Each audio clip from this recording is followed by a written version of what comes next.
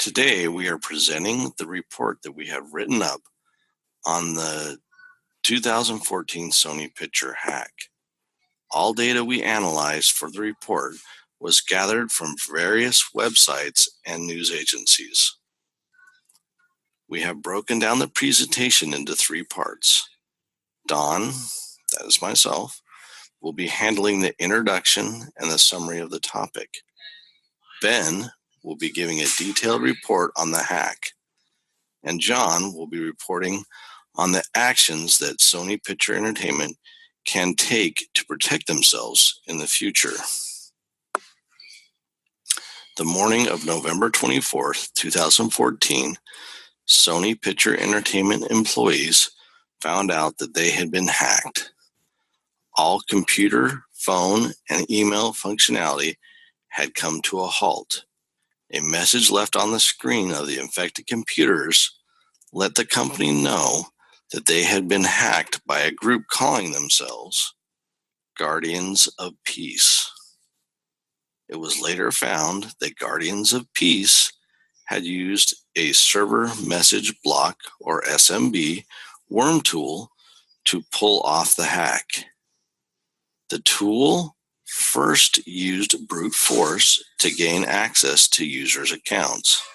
It then installed a listening implement, a lightweight backdoor to the system, proxy tool, a destructive hardware tool, and a destructive cleaning tool. The hacker group got away with over 100 terabytes of information before the tool wiped the drives of the affected computers and servers. The information included emails, personal employee information, company communications, and 5 movies, 4 of which had not even been released yet. Guardians of Peace was tracked back to North Korea. The North Koreans were upset about Sony's upcoming movie, The Interview, which was a comedy about the assassination attempt of their leader, Kim Jong-un. The group had asked that the movie be taken out of theaters. Altogether, the hack ended up costing Sony Pictures about $35 million in lawsuits, damages, and lost revenue. An initial warning of a pending attack was issued by Guardians of Peace via email and Twitter on November 21, 2014, under the moniker God's Apostles. This warning was either missed or ignored by the Sony executives. It is believed that the Guardians of Peace totaled as few as 6 individuals, with one source claiming involvement of at least one former Sony Pictures Entertainment employee. The group made no actual claims of nation-state affiliation prior to or after the attack. Experts determined that the malware in use was developed on Korean-language computers. To present, no nation-state has taken responsibility for the attack, and no international penalties have been assessed. As noted by Don, the threat vector in this hack was a server message block worm tool. Sony Pictures Entertainment uses a file-sharing network tool known as server message block. This protocol allows for users to access directories or shares once they have been authenticated. A variety of shares are employed across the organization to allow for cooperative development. Accessing the system during a null session allowed the Guardians of Peace to gather a list of usernames, directories, and password requirements without timeout or lockout restrictions. Once password requirements were known, the worm tool used a rule-based brute force attack to gain access to shares on the directory. Once access was gained, a listening implant maintained continued communications with a command and control server controlled by Guardians of Peace. The lightweight backdoor and proxy components performed the heavy lifting of continued network exploration and the relay of sensitive data. Experts estimate that Sony was compromised for over a year. The most destructive portion of the attack was the wholesale cleansing of affected computers. The destructive hard drive component of the worm tool wiped both the master boot record of all affected hard disk drives, rendering them useless and unable to boot.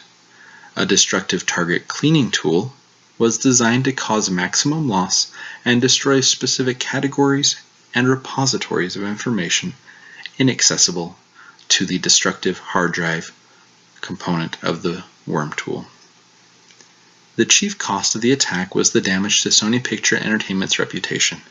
Employee data, communication, and pending productions were compromised. Several executives resigned related to the information release. While the total cost of remediation of the attack was $35 million, this had a negligible impact on the operating profit over the Sony fiscal year. Sony has a fairly long history of being hacked, and only part of it is to blame on their actual security. It all started to go bad for Sony back in 2011, when George Hotz hacked his PlayStation to have Linux operating system run on it. While this in and of itself wasn't too much of a problem, he shortly thereafter began to share what he had learned and done with others until Sony finally noticed and sued him. This, while totally legal and in Sony's favor, angered the player community and hacker community. This began the major Sony hacks for the next several years. This period, from 2011 to 2013, Sony got hacked over 6 times, eventually costing them $171 million and losing up to 40% on the stock market. This all led up to the 2014 hack, where it was discovered that even with all these hacks happening, Sony was not defending itself properly at all. Many wondered what Sony was doing to mitigate these problems. The answer was not much. One of the executives came out saying that it's a valid business decision to accept the risk of a security breach.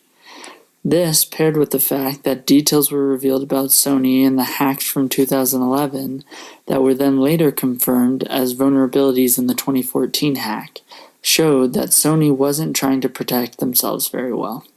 The biggest surprise discovered was the fact that Sony had a file in its systems labeled passwords, which was an unencrypted text file with all the employees' usernames and passwords for signing into their systems.